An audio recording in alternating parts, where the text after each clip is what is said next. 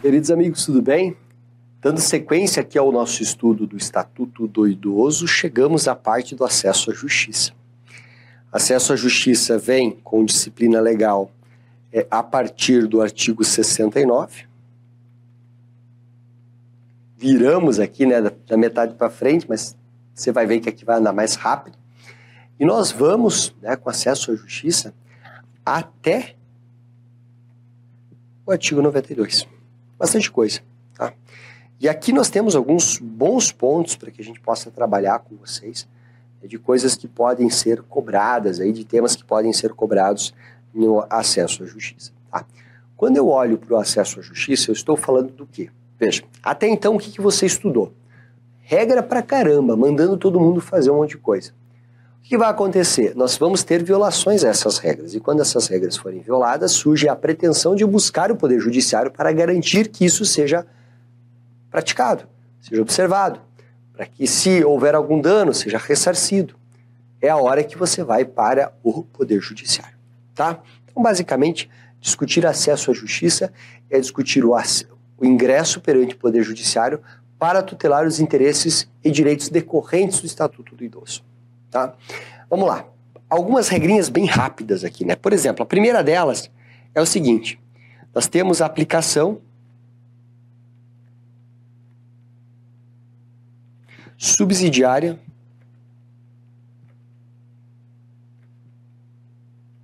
do CPC. As regras processuais aqui descritas, né, são praticamente uma piada. São pouquíssimas as regras. Então, quando eu for promover uma ação, eu preciso de um código de processo. Como eu não tenho normas processuais suficientes dentro do Estatuto do Idoso, eu vou aplicar de forma subsidiária o CPC. Eu até dou risada, porque é praticamente aplicar o CPC. Porque não temos pouquíssimas regras. Mas tá bom, mas temos. Então a gente observa essas e no restante o Código de Processo Civil. Tá bom. Outra coisa, nós temos a previsão de varas especializadas. Aí a norma fala especializadas, né? Especializadas e exclusivas. Ou seja, em cidades que fizer sentido, nas cidades grandes, nós, ao invés de a matéria de idoso entrar lá quando se tratar de alimentos da família, quando se tratar de uma questão contratual perante uma vara civil qualquer, ela vai para a vara especializada, né, que trata da pessoa idosa. Tá? Mas claro, cidades pequenas isso não faz sentido. Mas para cidades maiores, tem, né, dezenas de varas, aí talvez faça sentido existir. Quem que determina a criação? Lei de Organização Judiciária Interna do órgão. Então lá o Tribunal de Justiça do Paraná muito provavelmente tem uma vara que cuida de pessoa idosa em Curitiba. Certo? Muito provavelmente, não sei de cabeça, mas se você for pesquisar, as capitais devem ter. Por quê? Porque aí faz sentido por conta do volume de processos que esses juízes vão reservar. Eles vão cuidar só dessas matérias. Tá bom? Beleza. Outro ponto importante aqui. Prioridade de trâmite. O que isso significa dizer? Significa dizer que o processo que envolve pessoa idosa, ele tramita com prioridade. É o que eu brinco. O processo é o seguinte, tem lá, chega um processo, vai colocando sempre em cima da pilha, você vai pegando de baixo para fazer. Chega um processo da pessoa idosa, você tem que colocar por baixo. Porque ele tem que ser o próximo a ser, né, a ser feito. Basicamente é isso que acontece aqui. Prioridade de trâmite. Tá bom? Outra coisa, pessoal, seguinte, sobre a prioridade de trâmite. Tem um casalzinho de idosos, um dele propõe uma ação, ele falece. Aí o outro cônjuge, né, que agora viúvo ficou, ele vai suceder, ele vai assumir a ação. Né? É uma discussão de uma indenização qualquer. O processo continua tramitando preferencialmente? Sim.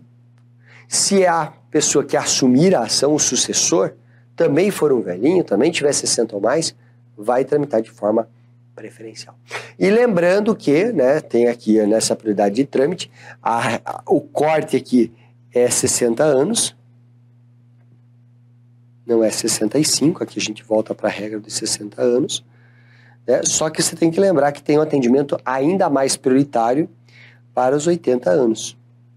Só isso. Né? Digamos aqui, se você for, eu vou colocar a boquinha do leão certa, né? vai ter mais prioritário para os 80, tá? Então é aquele atendimento prioritário frente ao atendimento prioritário já estabelecido. Tá bom? Tá. Olha só, pessoal. Na sequência, a própria norma, ela vai para o artigo 74 e ela vai tratar sobre o MP. O Ministério Público é agente de fundamental importância aqui. Por quê? Porque o Ministério Público tem a prerrogativa de tutelar, entre outras coisas, os direitos indisponíveis. São direitos tidos como aqueles que você não pode dispor, como saúde, como educação, são importantes. E eles irão cuidar, cabe ao Ministério Público, claro, entre outros órgãos, cuidar desses direitos. Então, o que o Estatuto faz? Ele pega, diz assim, olha, MP, está aqui no teu colo uma porrada de atribuições que vocês terão no que diz respeito à pessoa idosa. E o artigo 74, pasmem, ele traz 10 incisos com atribuições ao Ministério Público. Por exemplo, vai fazer inquérito civil, vai propor ação civil pública, não vou ler aqui, não vou escrever aqui porque está lá na norma, é só uma leitura. Vai poder, e aí eu vou colocar o que me parece que são os mais importantes de todos, vai propor ação de alimentos. Olha que legal. O Ministério Público pode propor ação de alimentos em favor da pessoa idosa. Pode ser a defensoria? Pode. O fato de ter defensoria impede que o Ministério Público haja? Não. É um legitimado. Tá? É um legitimado. Né? Vai poder promover também ação de alimentos, né? Ação de interdição, quando a pessoa idosa ela está senil, ela perde ali a sua capacidade civil, ela não tem mais condições de gerir ou, né, de cuidar do seu próprio patrimônio, então nesse caso também. Né? Vai poder instaurar procedimentos administrativos lá, frente às entidades de atendimento, se ela entender, ou até mesmo procedimentos judiciais. Né? Pode instaurar uma sindicância no âmbito dessas entidades. Né? Vai buscar sempre o respeito aos direitos e às garantias previstos. Vai fazer o inspecionamento daquelas entidades que nós falamos. Tá? Pode, inclusive, requisitar a força policial. E pode, né, referendar as transações lá sobre alimentos. A gente até já viu isso. Então, eu vou colocar aqui, ó, referendar.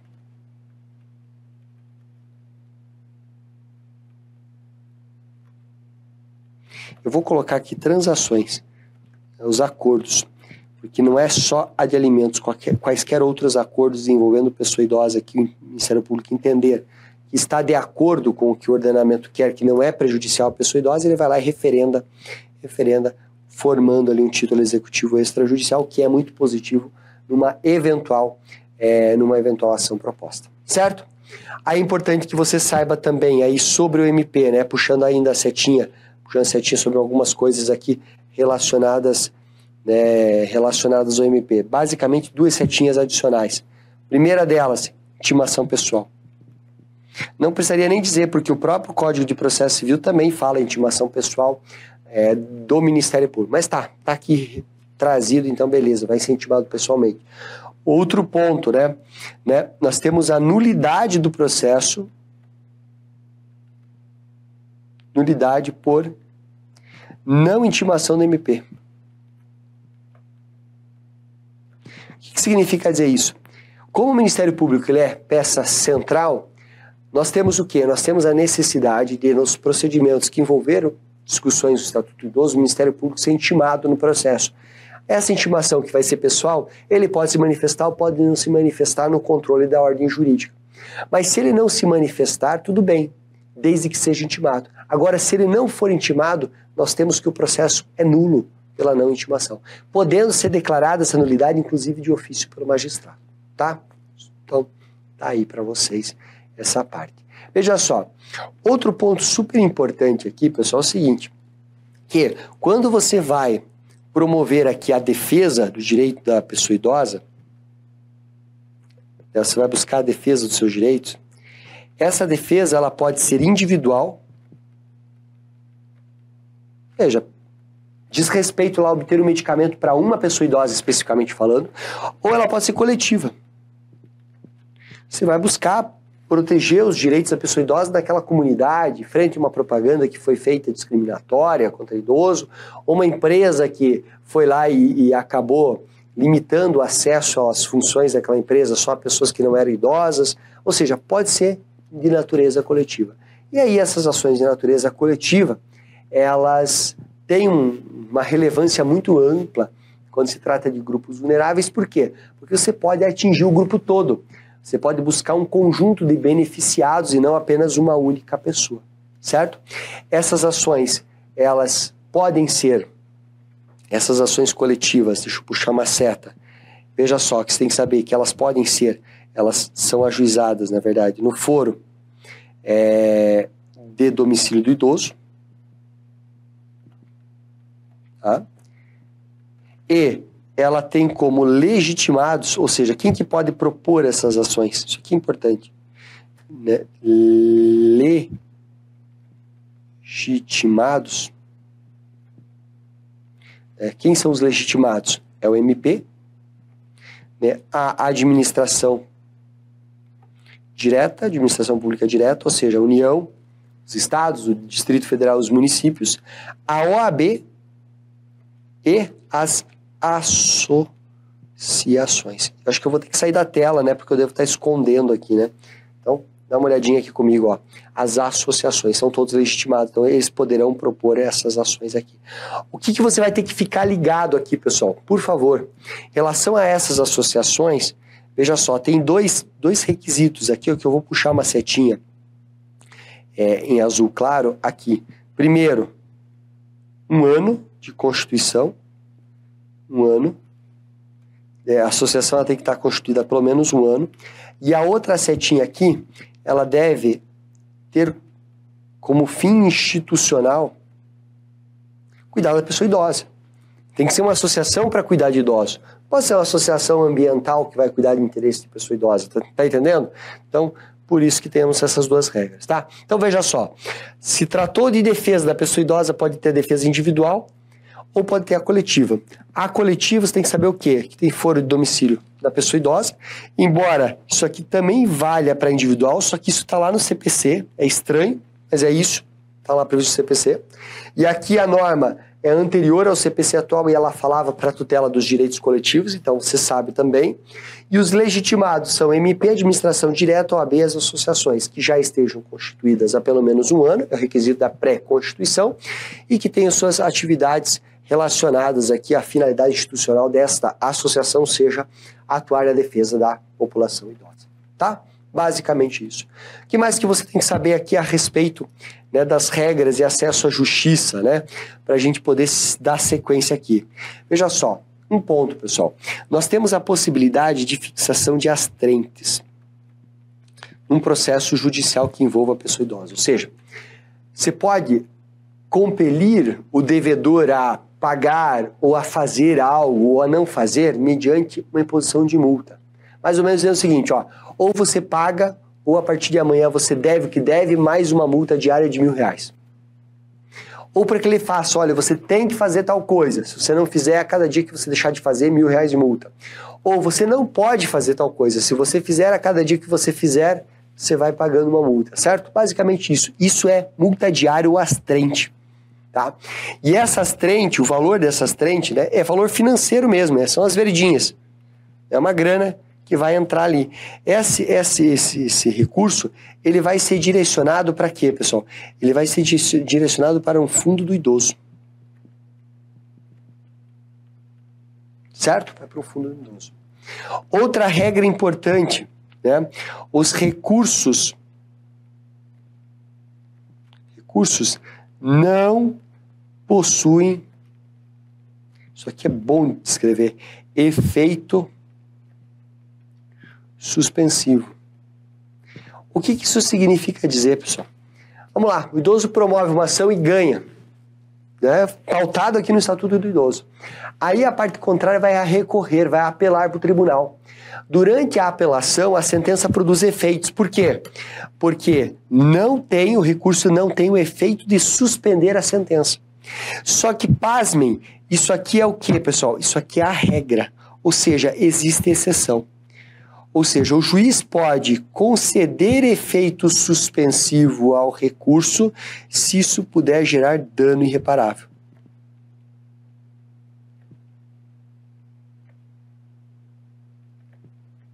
Tá entendendo? Então, assim, em princípio, da sentença a parte recorre. Enquanto a parte estiver recorrendo, a sentença vai produzindo efeitos. Agora, se ficar demonstrado pelo recorrente que, enquanto, né, se essa sentença continuar produzindo efeitos, vai gerar um dano irreparável, aí você pode buscar o quê? Aí você vai poder buscar, né, a suspensão da sentença. Ou seja, conceder efeito suspensivo por decisão judicial ou efeito suspensivo ou peiúdices, né, por decisão judicial a esse recurso. Tá lá. Ok? Beleza. Moçada, no que diz respeito aqui à parte do acesso à justiça, me parece que esses são os pontos mais importantes. Tem uma outra regrinha interessante que é o seguinte, né, mas eu não vou anotar, vou só falar para vocês, que diz respeito ao seguinte: se você tem uma sentença que transita em julgado, condenando alguém a pagar alguma coisa para um idoso ou para uma coletividade de pessoas idosas, né, numa ação coletiva, cabe ao legitimado, por exemplo, a OAB, a administração ou a associação, promover a execução. Se eles não promoverem a execução, o Ministério Público ele é obrigado, no prazo, se eles não promoverem a execução no prazo de 60 dias, o Ministério Público passa a ser obrigado a ele a promover a execução. Ele não pode deixar essa ação se perder. Né? Por quê? Porque cai no colo do Ministério Público ser presentinho dizendo, ó, vocês vão cuidar dos idosos. Tá? Basicamente isso. Além disso, pessoal, não existe isso que eu tenho que anotar. Né? Isso que é importante. Nós não temos, né? Não há adiantamento de custas.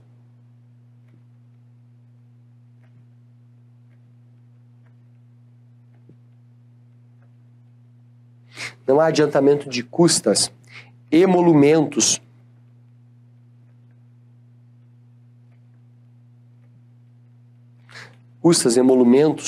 honorários,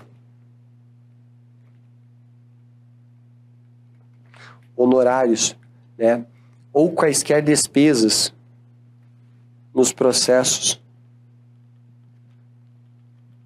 que envolvam pessoa idosa. O que acontece? Se você vai ajuizar uma ação, você tem que deixar um valor pago adiantado. Se você pedir para testemunha de uma perícia, você vai pagar o valor da perícia de forma adiantada. Nos processos que envolvam pessoa idosa, isso não é feito, justamente para proporcionar o acesso à justiça. Tá? Também não há sucumbência ao Ministério Público. Não há, só cuidado, a sucumbência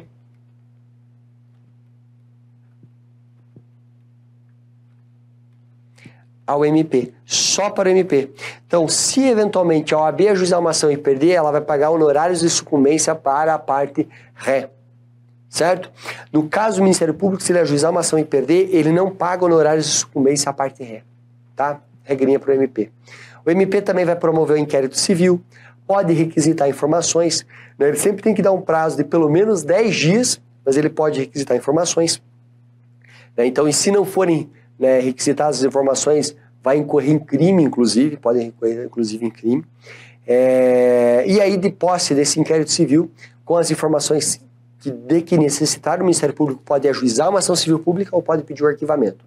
Tá? Se ajuizar uma ação civil pública, vai seguir lá conforme a lei da ação civil pública. Se requerer o arquivamento, o Conselho Superior tem que receber os autos dentro de 3 dias, só para avaliar se beleza, concorda com o arquivamento. Se concordar, morreu. Se não concordar, vai designar outro MP.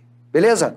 Moçada, sobre as regras relativas ao acesso à justiça, me parece que esses são os pontos mais importantes. Eu destaquei aquilo que é mais relevante e volto a repisar aqui. Dá uma lidinha. Você não vai perder seu tempo, não. Lendo a parte legislativa ali, como eu te falei, são vários os artigos, são artigos curtos. Os pontos mais importantes eu destaquei. Com a sua leitura, o seu estudo fica redondo demais. Tá bom? Muito obrigado.